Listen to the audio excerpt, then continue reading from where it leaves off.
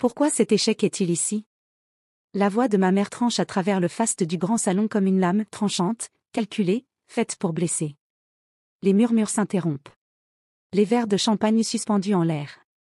Les regards se tournent, suivant le sillage de son dégoût à travers la pièce. Ma sœur cadette, Sophia, croise les bras, ses lèvres s'étirant en un rictus moqueur. Tu n'es pas sur la liste des invités, annonce-t-elle, assez fort pour que les chuchotements commencent. Et mon père, Gregory Carter, ne tressaille même pas. Il ne me reconnaît pas. Il ne daigne même pas tourner la tête vers moi. Il sirote simplement son verre, la posture raide faisant comme si je n'existais pas. Je n'en attendais pas moins. Je fais un pas lent en avant, mes talons claquant contre le sol en marbre. Le son résonne. Comme un compte à rebours. Une déclaration. Un avertissement. Le grand hôtel Bellevue, ce temple de richesse et d'excès, a été construit pour des gens comme eux. Pas pour les abandonner. Pas pour les effacer. Mais ce soir, je ne fais pas que exister. Je possède ce moment. Une vague d'inquiétude se répand dans la foule. Je le sens dans la façon dont les invités déplacent leur flûte de champagne, légèrement penchée. Leur curiosité s'aiguise. Ils sentent la tension avant même de me reconnaître. Et puis je le vois. La première véritable fissure dans leur façade parfaite. Pas chez ma mère. Pas chez Sophia. Mais chez Ryan Sterling. Le fiancé de Sophia. Son sourire disparaît en un instant. Tout son corps se tend. Ses doigts tressaillent. Sa gorge se contracte dans une déglutition difficile. Et soudain, il a l'air d'avoir vu un fantôme. Intéressant. Je penche légèrement la tête. Je laisse le silence s'installer. Je les laisse le sentir. Le poids de ce qui s'en vient. Et puis, d'une voix calme et maîtrisée, je prononce les mots qui jettent un frisson glacé dans la pièce. Tu ne sais vraiment pas qui je suis? Le changement est immédiat. Les murmures s'élèvent. La soie frôle le sol poli. Les conversations se brisent. Je vois la main de ma mère se crisper autour de son verre de champagne. Je vois la confiance de Sophia vaciller, juste une fraction de seconde. Ils s'attendent à ce que je me replie sur moi-même. À ce que je m'efface. À ce que je sois la même fille impuissante qu'ils ont jetée dehors. Je souris. Lentement. Délibérément. Comme une lame glissant hors de son fourreau. Je m'appelle Isabelle Carter. Et juste comme ça. Leur monde parfait commence à s'effondrer. Je me souviens encore du froid. De la façon dont il s'infiltrait dans mes os. Engourdissait mes doigts. Mordait ma peau. Ce n'était pas seulement le vent, cette nuit-là. C'était le poids du rejet. La réalisation écrasante que j'étais vraiment seule. Gregory Carter, mon père, se tenait dans l'embrasure de la porte de notre grande propriété. Les bras croisés. Le visage fermé. Derrière lui, ma mère, Margaret, ne m'a même pas jeté un regard. Elle sirotait son vin. Me fixant comme si je n'étais déjà plus là. Et puis il y avait Sophia. Ma sœur cadette. L'enfant doré. Juste derrière eux. Enveloppé de chaleur. Souriant comme si tout cela n'était qu'un léger désagrément. Tu es un fardeau, avait dit ma mère. Sa voix froide, détachée. Une perte de temps. Une perte d'argent. Je voulais hurler. Me battre. Implorer. Mais je savais déjà comment cela allait se terminer. Pas de mais, Isabelle, avait coupé mon père. Sa voix aussi glaciale que l'air de la nuit. Tu es adulte. Débrouille-toi. Et la porte s'est refermée. Juste comme ça. J'ai été effacée. Je me souviens avoir fixé cette porte. Attendant qu'elle se rouvre. Que quelqu'un, n'importe qui, vienne me chercher. Personne ne l'a fait. Le vent hurlait dans les rues vides. Tandis que je serrais mon manteau autour de moi. Mon monde entier réduit à 17,28 $ dans ma poche. Et les vêtements que je portais. Pendant 3 nuits, j'ai dormi derrière le Rosiers dîner, recroquevillé près des bennes à ordures, là où la chaleur des conduits de ventilation de la cuisine me protégeait à peine du gel. La faim me rongeait. L'épuisement alourdissait mes membres comme du plomb. Mais j'ai refusé de céder. Puis, au matin du 4e jour, je me suis fait surprendre. Rita Dawson, la propriétaire du dîner, se tenait au-dessus de moi, les bras croisés. Ses yeux acérés m'analysant de la tête aux pieds. Si tu comptes traîner ici, dit-elle, Autant te rendre utile. Elle a jeté un balai à mes pieds. C'était ma première chance. J'ai frotté les sols. Fait la vaisselle. Enchaîné les doubles services sans jamais me plaindre. À la fin du mois, Rita m'a laissé dormir sur un vieux lit de camp. Dans la réserve à l'arrière. À la fin de l'année, j'avais mis assez d'argent de côté. Pour m'inscrire dans un collège communautaire. Je ne me suis pas arrêtée. Je ne pouvais pas m'arrêter. À 20 ans, j'ai obtenu une bourse complète. Pour un prestigieux programme de gestion d'entreprise. À 23 ans, je faisais un stage dans une start-up médicale en pleine ascension. À 27 ans, j'ai lancé ma propre marque de nutrition médicale. Une entreprise qui allait bouleverser l'industrie. Et me rapporter des millions. Et les Carter? Ils n'ont jamais su. Parce qu'ils ne le méritaient pas. Évidemment, c'est Sophia qui reprend ses esprits en premier. Elle relève légèrement le menton. Ce rictus éternel aux lèvres. L'enfant doré? Si sûr de sa place dans le monde. Si convaincu de son intouchabilité. Elle lâche un rire bref, moqueur. Assez fort pour que les invités autour entendent. Mon Dieu, Isabelle, il fallait vraiment que tu viennes. Et que tu t'humilies, hein, ricane-t-elle? La voix dégoulinante de condescendance. Toujours aussi avide d'attention? Je vois que tu n'as même pas réussi à finir tes études. Et maintenant tu veux quoi? Gâcher mon mariage et faire un scandale? Je souris. Lentement. Délibérément. Ah oui? Je penche la tête. C'est ça qu'on t'a dit? Pour la première fois. Je perçois une ombre d'incertitude dans son regard. Je glisse la main dans ma pochette. Et en sort une feuille de papier soigneusement pliée. Je prends tout mon temps pour la déplier. Laissant la tension s'installer. Laissant le poids du moment s'abattre sur elle. Puis je l'attends. Juste assez haut pour que Ryan, raide à ses côtés, puisse la lire. Ses yeux parcourent le document. Et son visage se vide de toute couleur. Qu'est-ce que c'est? Sa voix est basse. Mais il y a quelque chose de dangereux, en dessous. Sophia se tend à côté de lui. Ses doigts se crispant. Oh, arrête. Elle invente des trucs. C'est ton relevé de notes, dis-je calmement. Celui qui prouve que tu n'as jamais terminé l'école de médecine. Un murmure agite les invités autour de nous. Ryan ne bouge pas.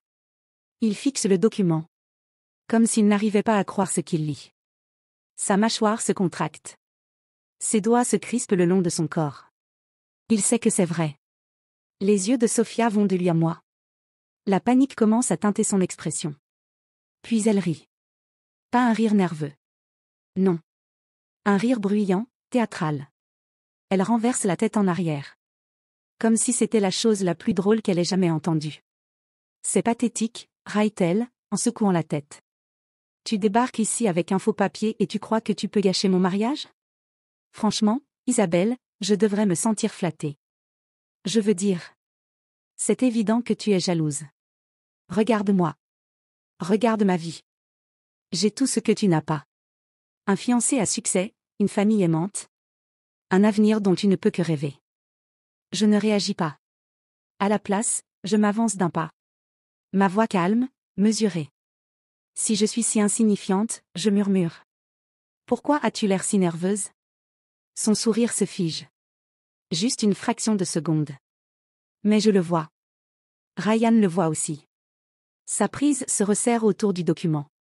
Sophia, dit-il lentement. Sa voix glaciale. Dis-moi que ce n'est pas vrai. Elle ricane à nouveau. Mais cette fois, il y a une tension dans son ton. Une fragilité qu'il n'y avait pas avant.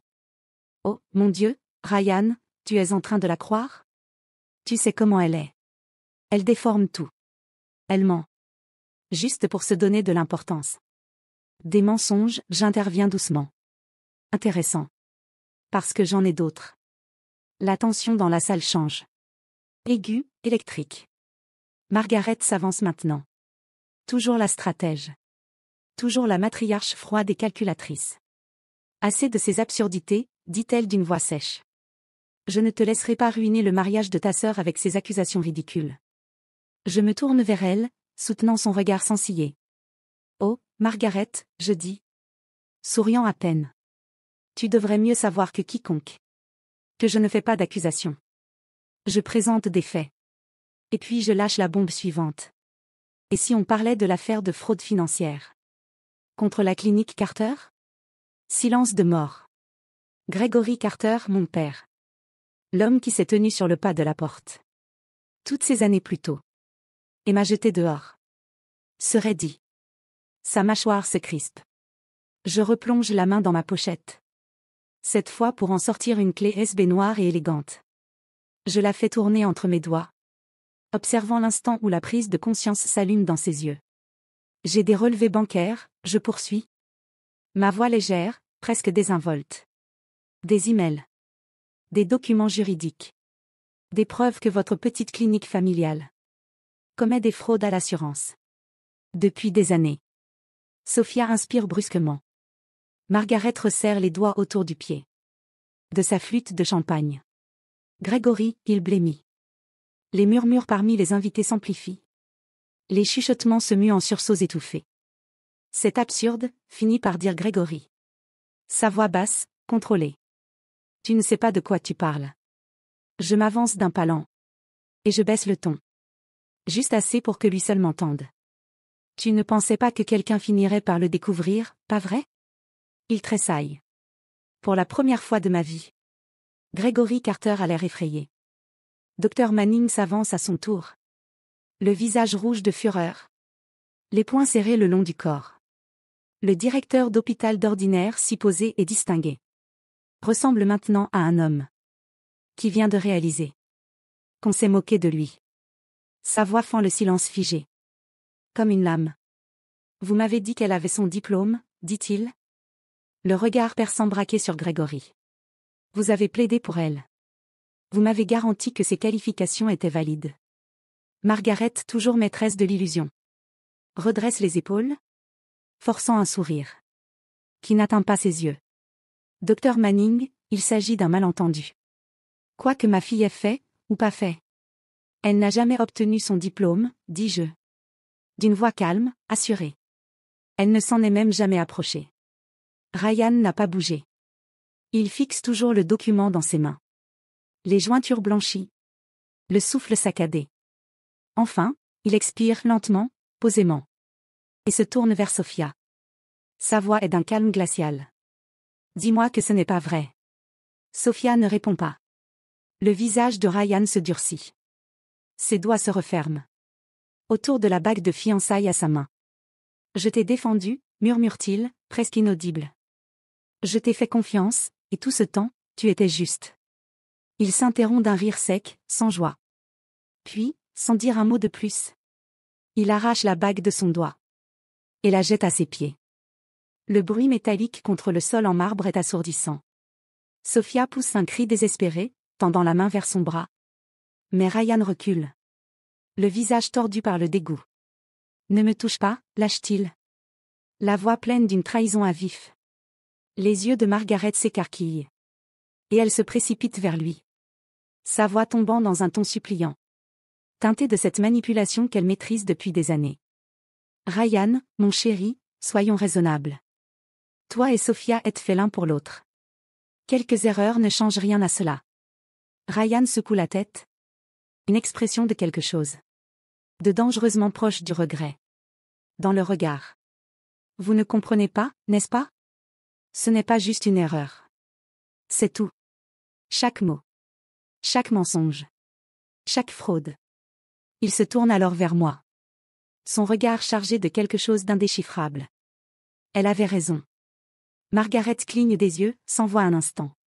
Et pour la première fois, une véritable panique passe dans son regard. Mais je n'en ai pas fini.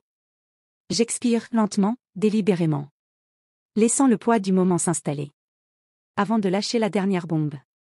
Vous avez utilisé mon identité. Pour frauder le fisc. Pendant 10 ans. La salle explose. Margaret pousse un cri. Gregory devient livide. Les murmures dans la salle de bal se transforment en chocs bruyants. Des exclamations d'incrédulité. C'est un mensonge, gronde Gregory. La voix tremblante. Je souris. Vraiment? Je sors une deuxième clé USB de ma pochette. La tenant entre deux doigts. Parce que j'ai fait vérifier mon identité récemment. Et quelle surprise de découvrir que quelqu'un déposait des déclarations fiscales frauduleuses. À mon nom. Quelqu'un qui, par pur hasard, possède une certaine clinique familiale. Dr Manning se tourne brusquement vers son assistant. Appelez le service juridique. Tout de suite. Gregory se jette en avant. Mais la sécurité est déjà là. Le poids de mes paroles s'écrasant sur lui. Comme une vague géante. Son sang-froid vole en éclats. Tu crois que tu vaux mieux que nous, hurle-t-il. Sa voix brisée, incontrôlable. Je le regarde droit dans les yeux. La tête légèrement penchée. Je n'ai pas besoin de le croire, dis-je. D'une voix douce et inébranlable. Je le sais. Les agents de sécurité lui saisissent les bras.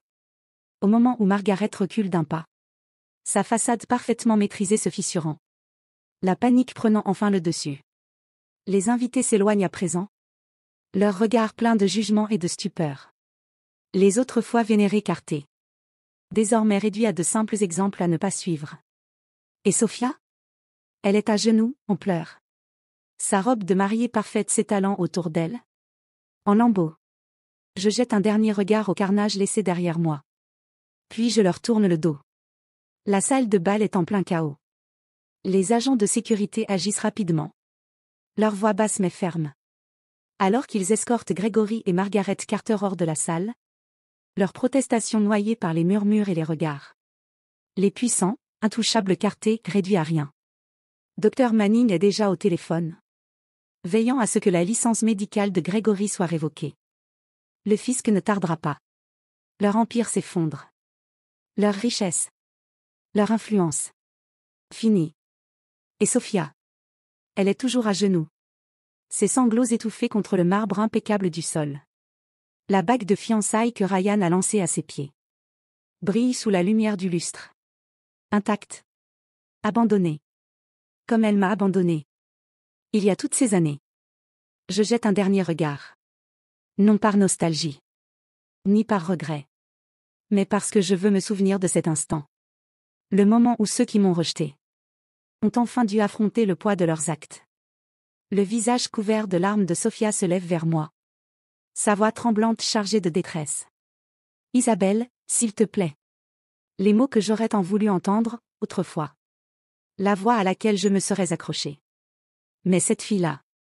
Celle qui cherchait leur approbation. Leur amour. Est morte de froid.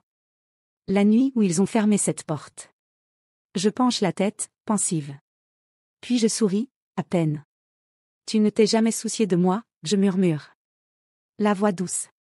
Définitive. Et maintenant, je ne me soucie plus de toi. Ses lèvres tremblent. Un nouveau sanglot prêt à éclater. Mais je ne reste pas pour l'entendre. Je me détourne, enjambant les restes brisés. De leur petit monde parfait. Et je m'éloigne. Dehors, l'air est vif. Frais.